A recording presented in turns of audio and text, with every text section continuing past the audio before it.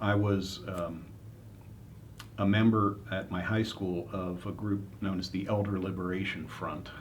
Um, we ran an underground newspaper. We're regularly thrown in detention for demonstrations, that sort of thing. And so, arriving at UC, the political activism was kind of splintering. Um, that was the time period when, in the wake of Kent State, there was a lot of calls for armed insurrection. And if you didn't support armed insurrection, then you didn't have your bona fides as a political activist. And I really was not in favor of taking up arms. Nonviolent demonstrations were fine. But the nonviolent folks tended to be the old line liberals. And so there was kind of a generation gap going on. My sensibilities were more with the older people, but I didn't get invited to things because they had their crowd. And the younger crowd was moving into areas that you almost needed to go through an initiation, and I was a little tired at that point. But yeah, the environment on campus, not only did Kent State happen, but UC shut down that spring. The classes were suspended right after Kent State. The administration building here was occupied.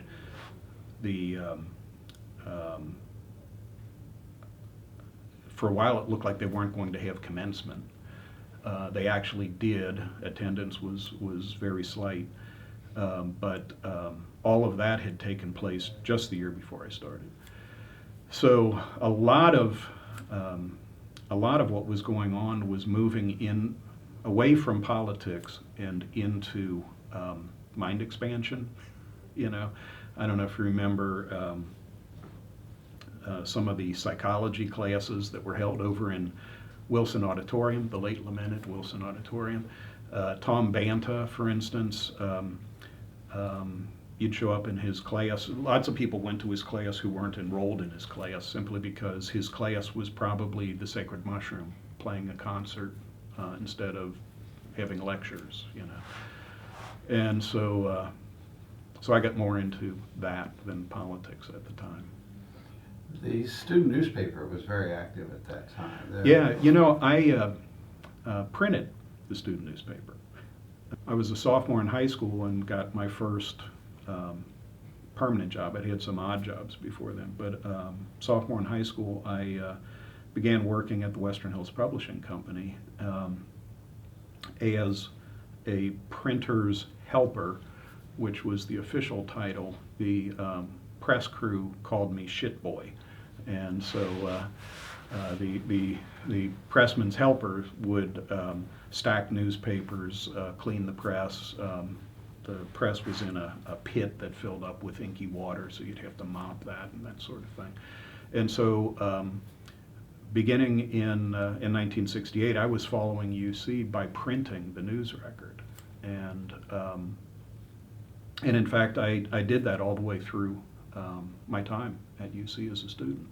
I would come up here as a student, and then at 3 o'clock I'd report for duty, and they were on a twice-a-week schedule back then, so I would drive up to campus and pick up the flats. They were paste-up flats at the time. Have to drive them back, make the plates, and that sort of thing. And so when you're asking about Kent State, I read about that and all of the activity at UC because I printed that newspaper at the time. And so I had kind of an introduction to UC before I came up here as a student. I was not planning to go into journalism. I built my college career around William Blake, the British Romantic poet. And so I was an English literature major, but because of the focus on Blake, you know, I would look at the curriculum and decide if this class has something to do with Blake, I'll take it, and if it doesn't, I won't. And so I'm an English major who knows nothing about American literature. I'm an English major who knows nothing about British literature after 1827 because that's when he died. And I'm an English major who spent 2 years at DAP learning printmaking techniques to understand how he produced his own books and that sort of thing. So when I graduated, in fact, it was about a week after graduation, I was called upstairs to the general manager's office and informed that they'd been talking and decided they didn't want a printer with a college degree. And so I could become a reporter or I could be fired. Those were my choices. And at that point, the big multinational poetry corporations weren't hiring at the time. And so I became a reporter. How long did you work as a reporter? Probably an editor also along the way. Yeah. I started out as a reporter in the actually it was the fall of '74. Even though I was told I had to take a job as a reporter, they didn't have any jobs as reporters, and so I worked as a truck driver for that summer, and then actually started at their Mount Healthy office in the fall of '74, and I worked up until June of '78, so a little shy of 4 years. At the time that I left, I was editor of the Western Hills Press, which is still in operation under the Gannett umbrella these days. But yeah, because I didn't know anything about journalism, all of these people here are entirely too young to know the movie The Karate Kid. Now, you know The Karate Kid, wax on, wax off. That was how I learned journalism. The editor at the time, Dan Hopwood, who I believe you know, gave me a stack of obituaries and said, I want 2-inch obituaries. And I said, what is a 2-inch obituary? And he explained column widths and lines of type and that sort of thing. And so I turned in 8-line obituaries to him. And he gave me the stack back again and said, I want 1-inch obituaries. And so I had to go back and write 4 lines and turn them back in. And he says, I want 3-inch obituaries. And I said, I don't have enough to do 12 lines. And he says, then you're going to have to start making phone calls. And that was how I learned to write for the papers. He also had a very warm and comforting way of teaching photojournalism. I came back from my first council meeting, and it was about a land purchase, so I went out and took a picture of the land and turned it in, and he said, if you ever turn in a photo without people in it again, you're fired. So that was how I learned journalism. The news record crew, that was really where you learned journalism here. I had been editor of the Western Hills Press for about a year, and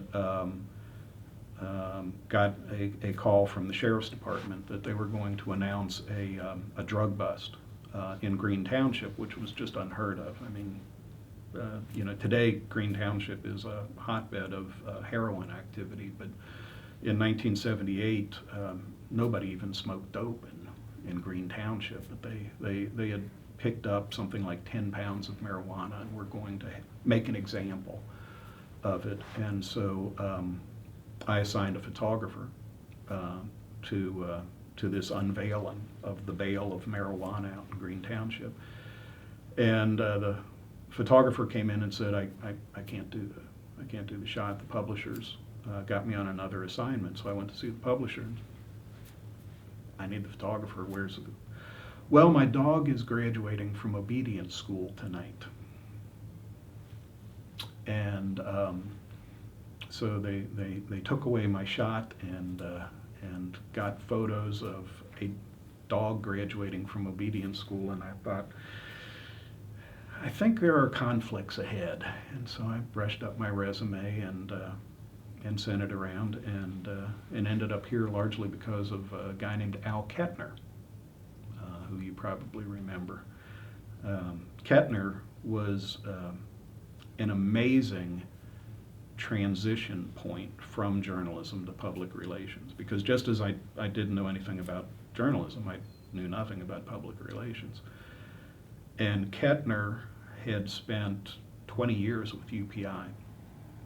And for about 8 of those years, his assignment was civil rights during the 60s. And so basically this guy followed Martin Luther King for 8 years through demonstrations. I was kind of the middle of the pack on getting hired here, but I had listed a guy named Jack Metz as one of my references. Jack had for a while been an executive editor at the press newspapers, and Jack and Al knew one another from the Cincinnati Post. They had both worked at the Cincinnati Post, and so there's a note on my application that says, writing's a little weak, but Metz says he's an okay guy.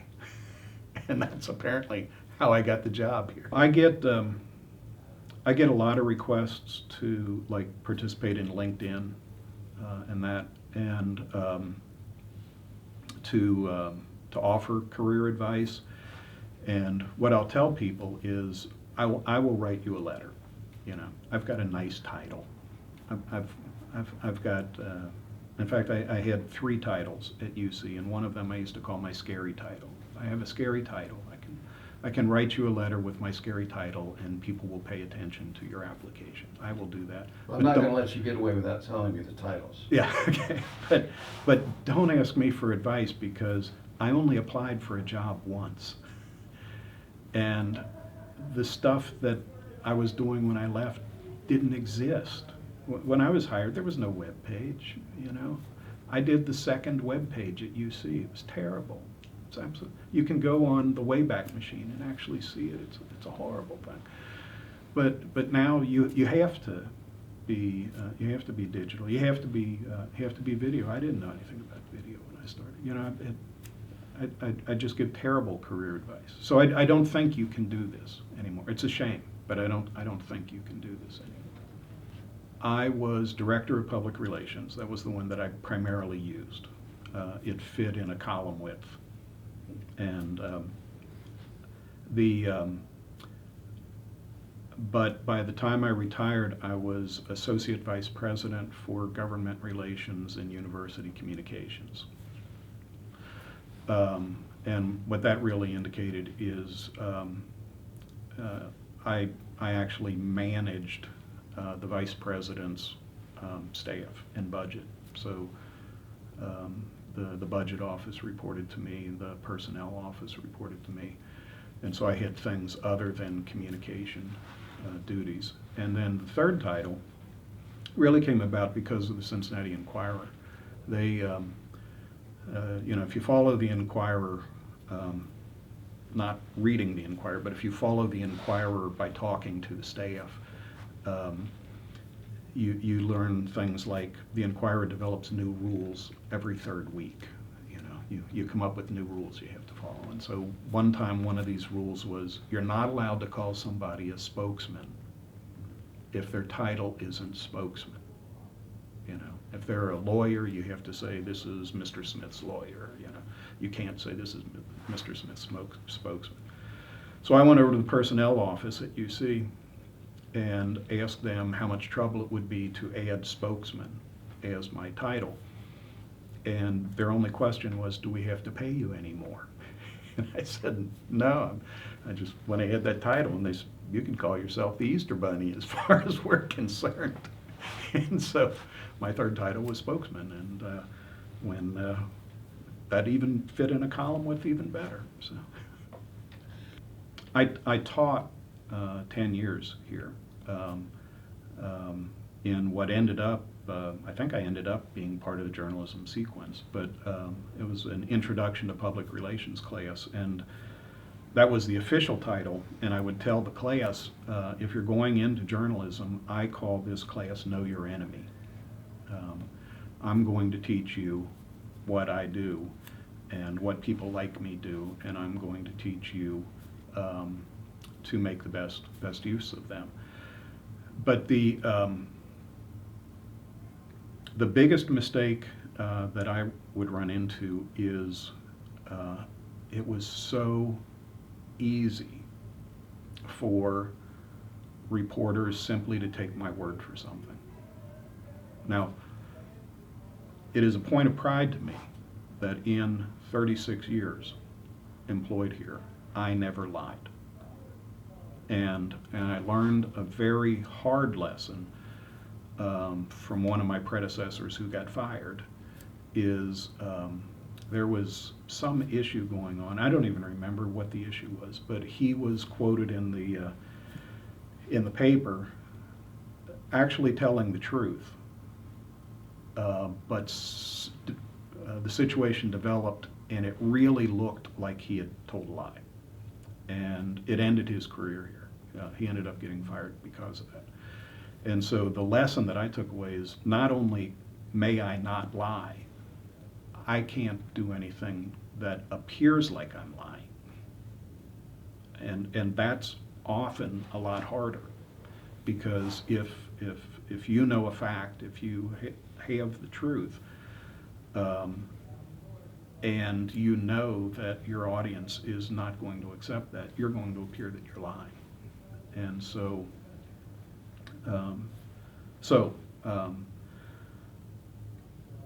those were kind of the ground rules. But I wouldn't start out with everything.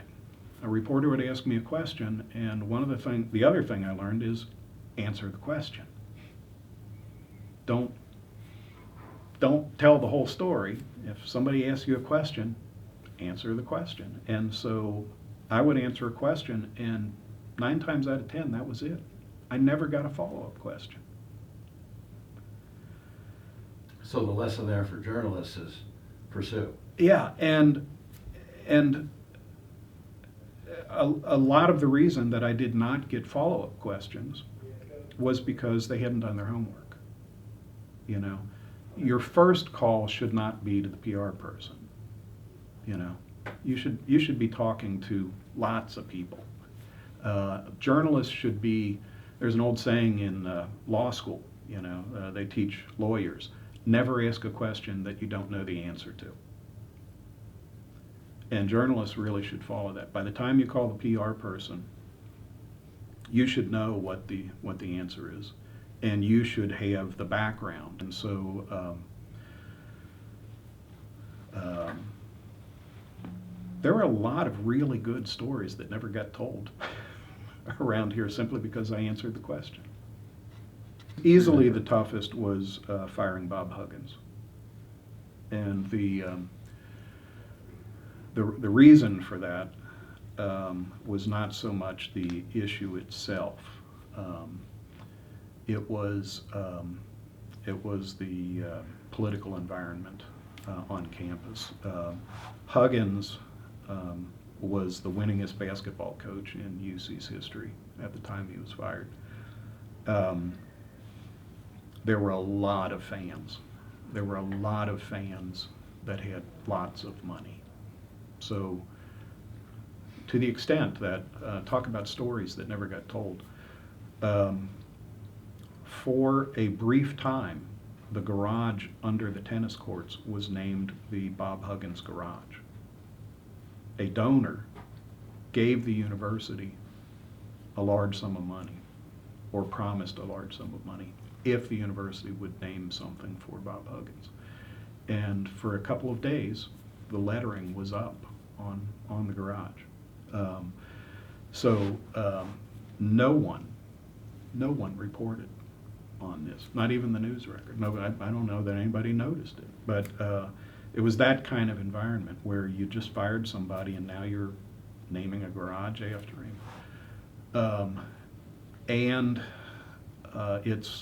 It's a situation that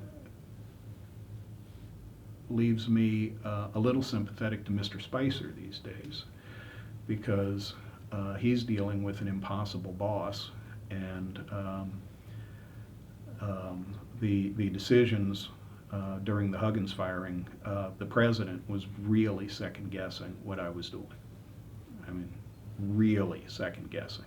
She never told me not to do something or to back off from doing something, but you could tell that if it went south in a hurry, she was not going to be standing in back of me.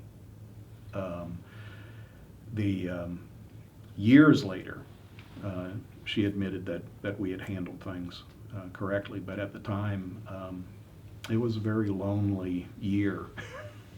So I spent a year in court on a libel charge. With the cops. And? With the cops. I was acquitted myself.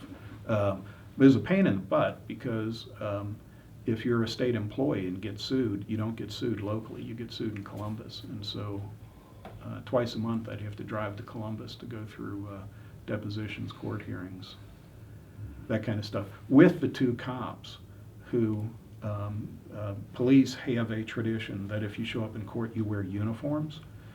And the two cops who were involved, I'm not a very tall person. It looked like I was being escorted by armed Boy Scouts, you know, to my court depositions.